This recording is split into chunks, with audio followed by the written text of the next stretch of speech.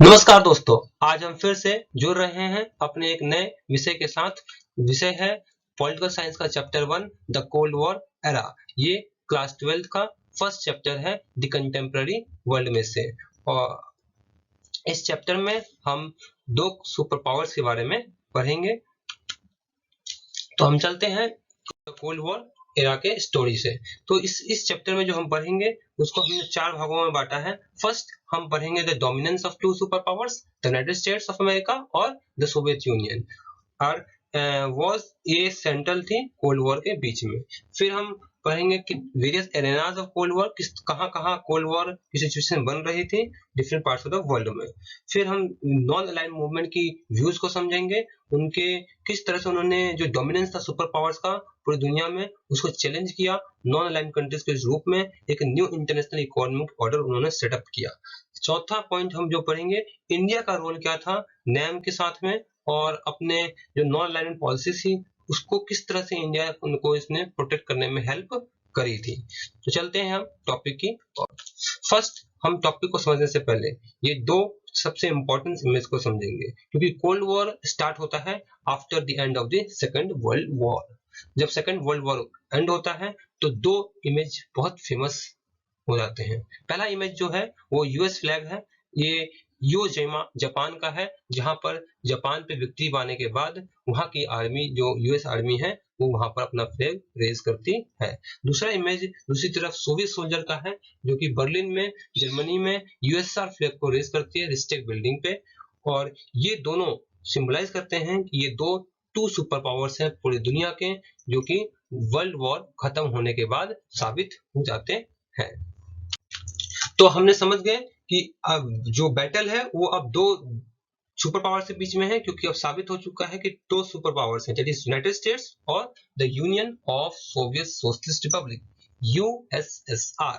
तो ये cold war, नाम कोल्ड वॉर क्यों पड़ा? कोल्ड मींस शीत, वॉर मींस युद्ध। तो कोल्ड वॉर का मतलब है कॉम्पिटिशंस होना, टेंशंस होना, कन्फ्रंटेशंस होना यूनाइटेड स्टेट्स और सोवियत यूनियन के बीच में, और उनके जो रिस्पेक्टिव एलीज हैं उनके बीच में। लेकिन ये कभी भी हॉट वॉर में कन्वर्ट नहीं हुआ, that's why we called it cold war.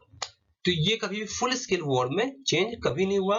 वहां पे वॉर्स चल रहे थे various different parts of the world में, जहां पे टू एलीज दोनों एलीज इनके इन्वॉल्व थी, वॉरफेयर हो रहा था, लेकिन डायरेक्टली इन्वॉल्वमेंट नहीं था। इसलिए हम कह सकते हैं कि वर्ल्ड ने अनदर ग्लोबल वॉर होने से अपने आप को अवॉइड किया है। तो कोल्ड वॉर जो है उसका फर्स्ट इंसिडेंट स्टार्ट होता है द क्यूबन मिसाइल क्राइसिस से। क्यूबन मिसाइल क्राइसिस बहुत ही फेमस क्राइसिस है वर्ल्ड का। यह एक आप इसमें एक शहर देख रहे होंगे, तो ये बहुत इंपॉर्टेंट शहर है। शहर का नाम है क्यूबा। सॉरी, क्यूबा एक शहर नहीं, एक देश है, छोटा सा टापू वाला देश है, जो कि बिल्कुल यूनाइटेड स्टेट्स ऑफ अमेरिका के, ये यूनाइटेड स्टेट्स ऑफ अमेरिका है, इसके बिल्कुल करीब में पाया जाता है। ये एक सोशलिस्ट रिपब्लिक कंट्री है, जो कि सोवियत संघ से इम्प्रेस होकर के यहाँ की सरकार है। यहाँ के बहुत ही फेमस लीडर थे उस वक्त के, फिडेल कास्त्रो। इनकी दोस्ती बहुत अच्छी थी निकिता खुश्चेव से, और इन दोनों ने डिसाइड किया कि हम क्यूबा में मिसाइल डिप्लॉय करेंगे। मिसाइल डिप्लॉय करने का इफेक्ट क्या था, इम्पैक्ट क्या था, कि मिसाइल डिप्लॉय करने के बाद आप ये देख रहे हैं किस तरह से जो बड़े बड़े शहर हैं अमेरिका के, New Orleans, Dallas, Denver, Chicago, Washington, New York, Salt Lake City, ये सब लगभग लगभग जो मेजर सिटी जितने भी थे अमेरिका की, वो सब मिसाइल के रेंज में आ गई। और अमेरिका को ये फ्यूचर के लिए खतरा लगने लग गया। अमेरिकन ने इसके लिए अपने आप को खतरा माना यूएसएसआर की तरफ से।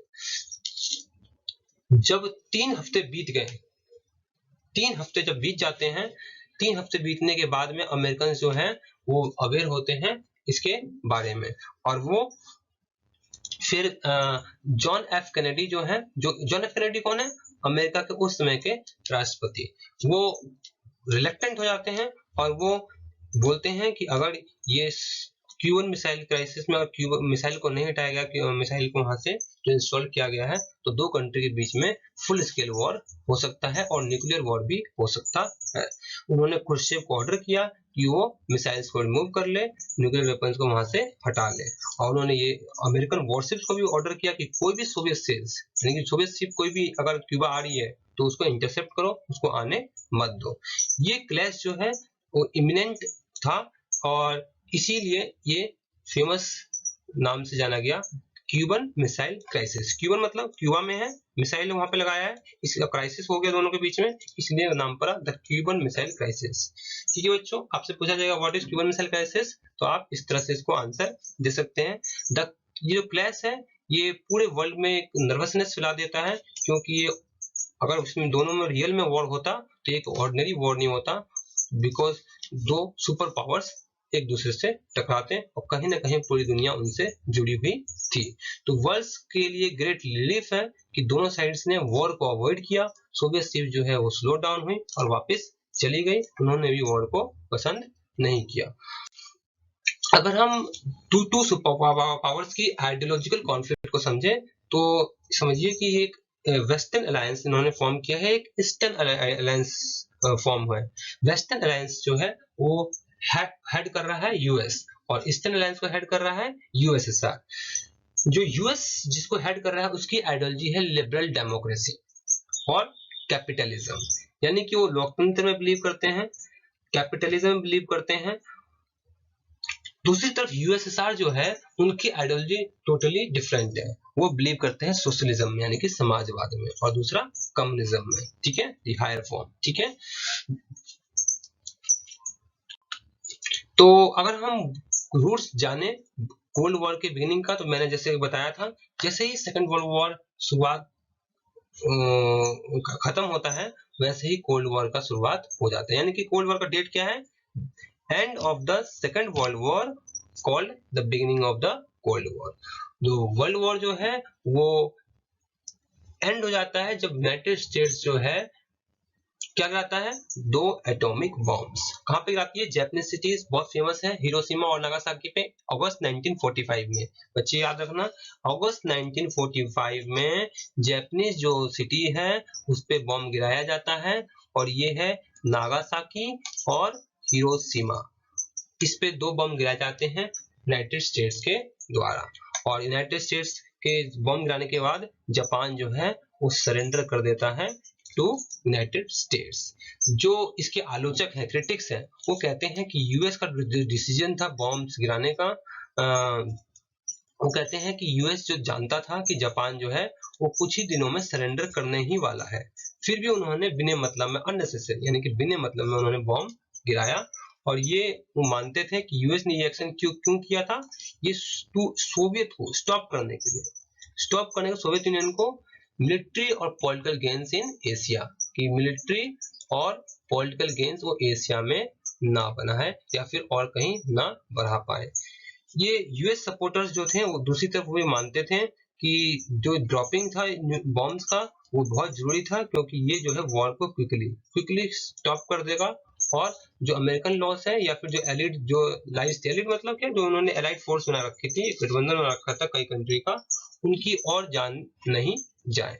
लेकिन जो सेकेंड वर्ल्ड वॉर खत्म होता है तो द यूएस और द सोवियत यूनियन में एक ग्रेटेस्ट पावर के लिए कॉम्पिटिशन स्टार्ट हो जाता है कि किसके पास कितनी एबिलिटी है अपने इन्फ्लुएंस बढ़ाने का अर्थ पर।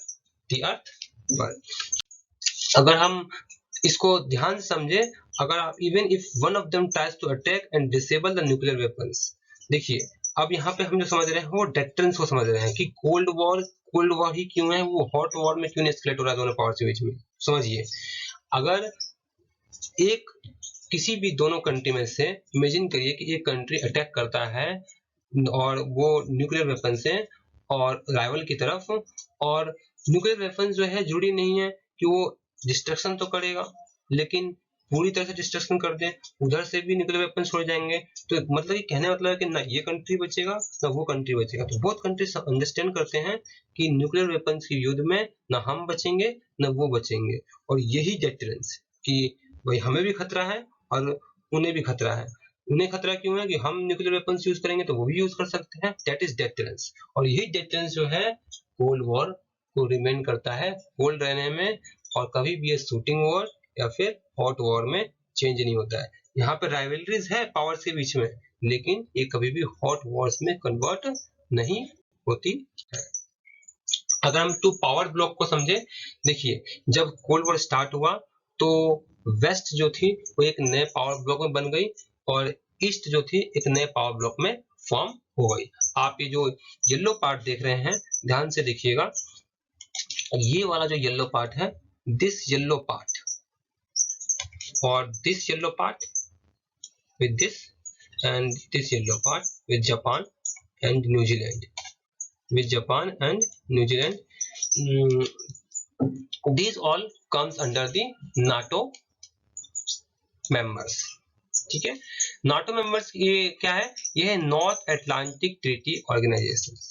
इसके अंदर क्या था, ये 1949 में आया।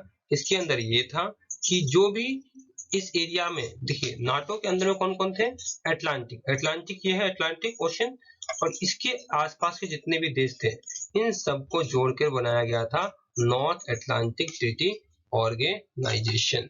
ठीक है, और ये नॉर्थ अटलांटिक ट्रीटी ऑर्गेनाइजेशन बनाया गया, क्यों बनाया गया, ताकि अगर मान लो एक इस यूएसएसआर का यूएसएसआर अगर यहाँ पे किसी भी देश पे अटैक करता है तो इस नाटो का पॉलिसी था कि इसमें कि वो अटैक जो है सारे उनके फ्रेंडली एलिट पे माना जाएगा, यानी कि नाटो मेंबर्स पे एक ही मेंबर पे अटैक होगा तो इस मीन दैट सारे मेंबर्स पे अटैक हो गया है, और इसका जवाब क्या होगा कि सब मिलके एक साथ उस पे अटैक करेंगे। इसको लेड कौन करा था, यूएस से। ठीक है, इसको हम फर्स्ट वर्ल्ड भी कहते हैं। दूसरी तरफ सोवियत यूनियन ने भी एक वर्सा पैक्ट करके एक संधि कर रखी थी अपने पड़ोसी देशों के बीच में, और इसको उन्होंने नाम दिया था वर्सा पैक्ट। और वर्सा एक प्लेस है और पैक्ट संधि हुई इसलिए नाम पड़ा वर्सा पैक्ट। 1955 में ये आया, ये नाटो के लिए एक जवाब था कि इसमें भी सेम पॉलिसी थी कि any attack on the Union of Soviet Socialist Republic and their friendly countries, it's mean that attack on all friendly countries of the Soviet Union. और उसका जवाब क्या होगा, सब मिलके एक साथ जवाब देंगे। इसको कौन लीड करा था, यूएसएसआर। अगर हम एरेनाज ऑफ द कोल्ड वॉर को समझे, तो समझो कोल्ड वॉर जो है वो इसलिए कहा गया है, refer to the areas where crisis and war occur और थ्रेटन टू अकर, यानी कि वो एरिया जहां पर क्राइसिस हो रहा है या फिर होने को है, और ये अलायंस सिस्टम जो है लेकिन अपने लिमिट्स को क्रॉस नहीं कर रहे हैं। कोल्ड वॉर है कहां पे चल रहा है, उन एरिया में जहां पर उनके एलीज हैं लेकिन उनकी जो टू सुपर पावर्स वो डायरेक्टली उसमें इन्वॉल्व नहीं है, उनका सपोर्ट है खाली। इसमें क्या है कि ग्रेट मेनी लाइव्स इस कोल्ड वॉर में लॉस करते हैं। अगर आप कोरिया में देखें, दो कंट्री डिवाइड हो जाती है, north Korea and south Korea. Vietnam में भी बहुत भीषण जंग होती है, अफगानिस्तान जो कि अभी तक इसलिए बहुत बना हुआ है प्रॉब्लम का। लेकिन वर्ल्ड को एक चीज की अच्छी बात है कि वर्ल्ड में कभी भी एक न्यूक्लियर वॉर या फिर ग्लोबल हॉस्टिलिटीज में बदलने में नहीं हो पाया, और ये हमें खुशी की बात है। अगर हम कुछ केस ह्यूज मिलिट्री बिल्डअप्स की समझें तो ये हम समझ सकते हैं कि आप समझिए कि डिप्लोमेटिक कम्युनिकेशंस अगर टूट जाए टू सुपर पावर्स के बीच में और मिसअंडरस्टैंडिंग्स हो जाए कि तो फिर सोचिए कि ये कितना बड़ा खतरा हो सकता था पूरे वर्ल्ड के लिए।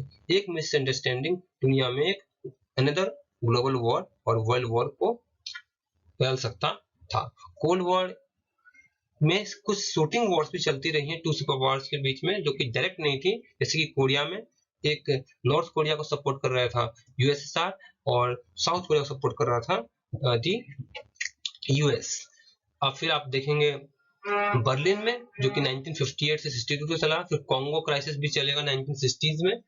जो नैम के की लीडर्स थे उन्होंने, नैम मतलब नॉन अलाइन मूवमेंट, जो कि हम बाद में पढ़ेंगे, इसमें उन्होंने, इनके जो मेन लीडर्स थे उन्होंने बहुत क्रूशियल रोल प्ले किया कोरिया वॉर को, कॉन्गो क्राइसिस को सॉल्व करने में। जो यूएन के सिक्योरिटी जनरल थे उन्होंने भी बहुत बड़ा रोल प्ले किया पीस स्थापित करने में। सिक्योरिटी जनरल यूनाइटेड नेशंस के जो होते हैं वो सबसे ऊंचे पद पे होते हैं इन यूनाइटेड नेशन।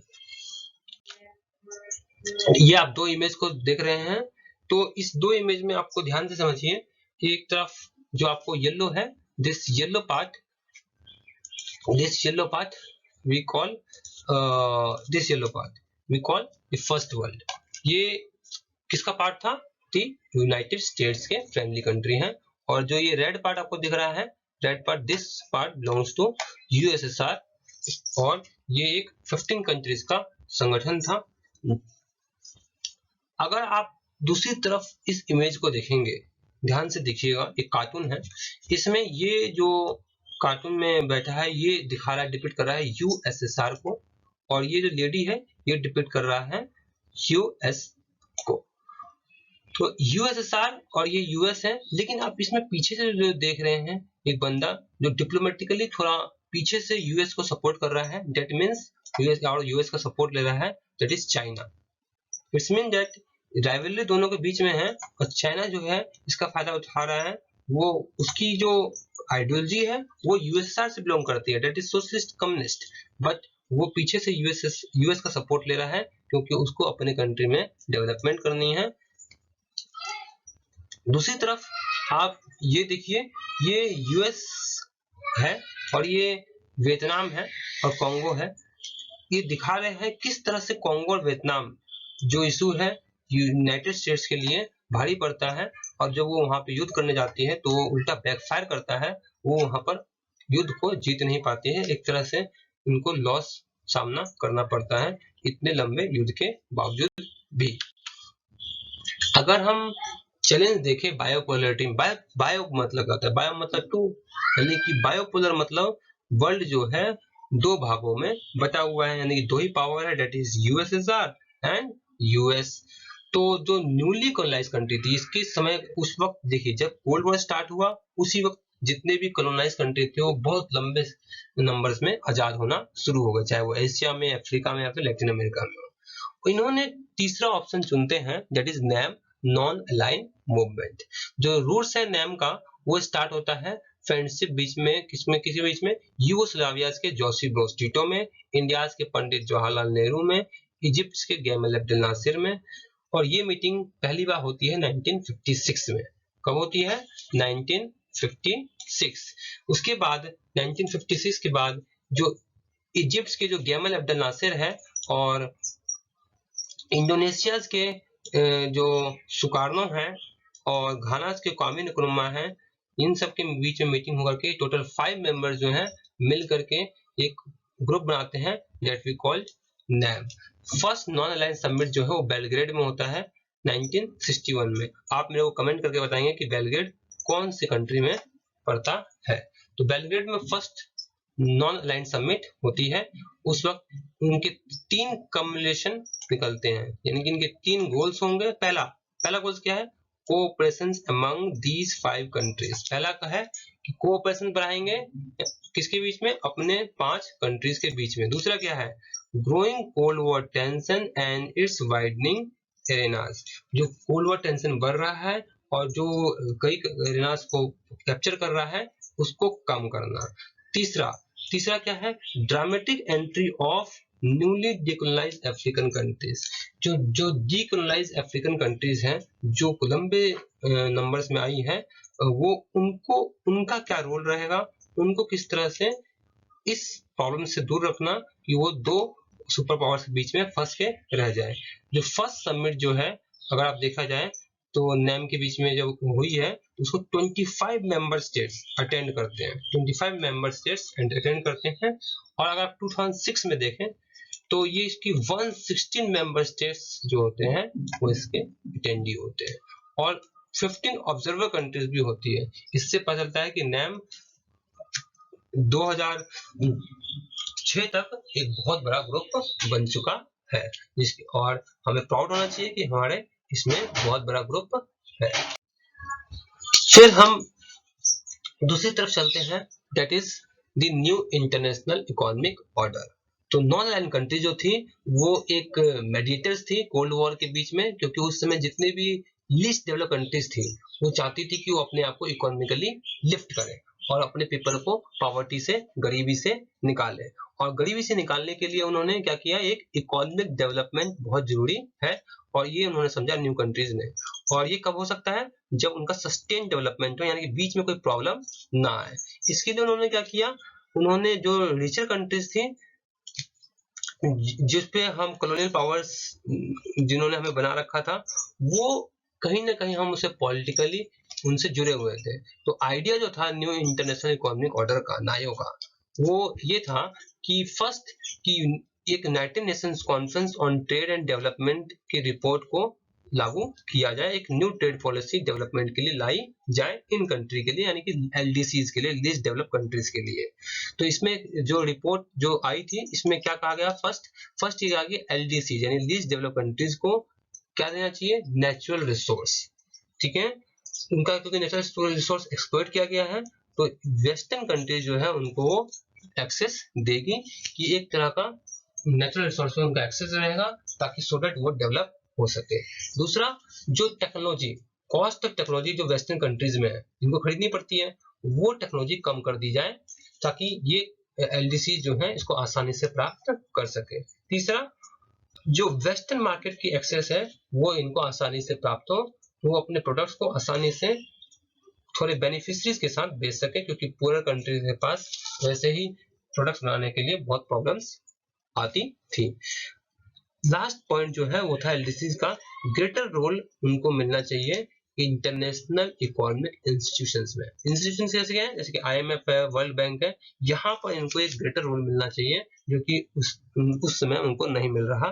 तो इस तरह से हम कह सकते हैं नैम एक इकोनॉमिक प्रेशर ग्रुप बन गया, और लेट 1980s में नायो इनिशिएटिव जो है वो आई, लेकिन वो खत्म हो गई, फेड हो गई, क्योंकि इसका अपोजिशन जो था डेवलप कंट्रीज बहुत तेज से करती है। डेवलप कंट्रीज नहीं चाहती थी कि वो कोई भी नायो जैसा कुछ लाए, क्योंकि उनसे उनको कुछ बेनिफिट नहीं था, इसलिए वो उसके खिलाफ थे। अगर आप इंडिया और कोल्ड वॉर को समझे, तो इंडिया का जो रिस्पॉन्स है कोल्ड वॉर की तरफ, वो है टू फोल्ड है। पहला क्या है, it took particular care in staying away from the two alliances, यानी कि हम दोनों अलायंस से दूर रहेंगे, यानी कि ना इस अलायंस को ज्वाइन करेंगे ना इस अलायंस को ज्वाइन करेंगे। सेकंड क्या था कि हमें आवाज उठाते रहनी है डीक्रिमिनलाइज कंट्री की, यानी कि जो न्यूली डीकोलोनाइज कंट्री हुई है, जो नए नए डीकोलोनाइज कंट्री है, उसके लिए आवाज उठाते रहना है, और हमें एक अलायंस जो है जो वो बन रहा है उसको कम करना है, और डिफरेंसेस जो है, जो कि डिफरेंस वजह से एक एस्केलेट हो रहा है वॉर, उसको कम करना है।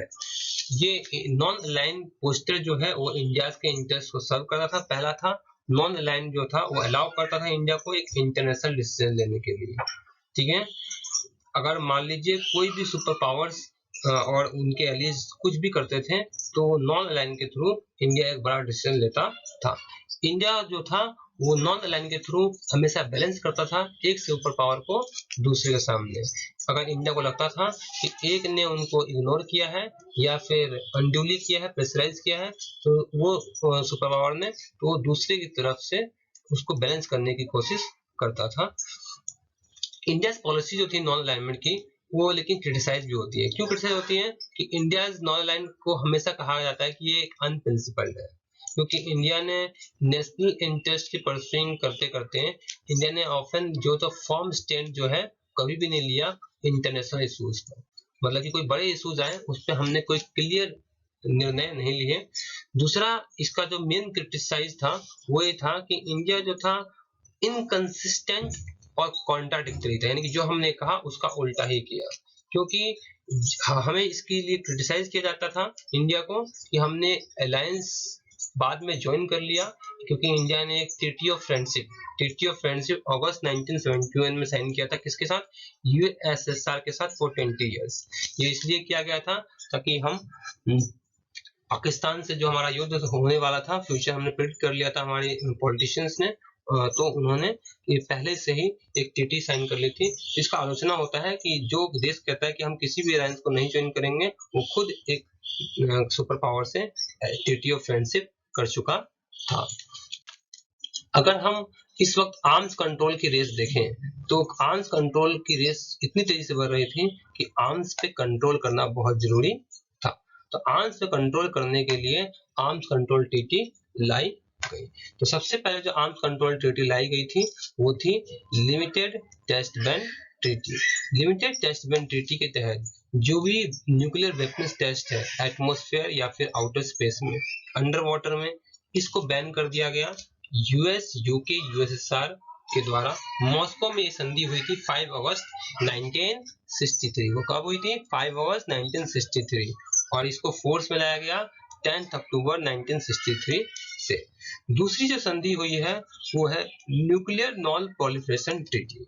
ये अलाउ करता था न्यूक्लियर वेपन स्टेट्स को वो न्यूक्लियर वेपन्स रखने के लिए, प्लस और किसी भी देश को न्यूक्लियर वेपन्स पाने के लिए। यानी कि उस समय जो न्यूक्लियर वेपन कंट्री थे वो कौन थे? France, Britain, UK, US, USSR and China. यानी कि इन पांचों के अलावा और कोई भी न्यूक्लियर वेपन्स नहीं रख सकता है।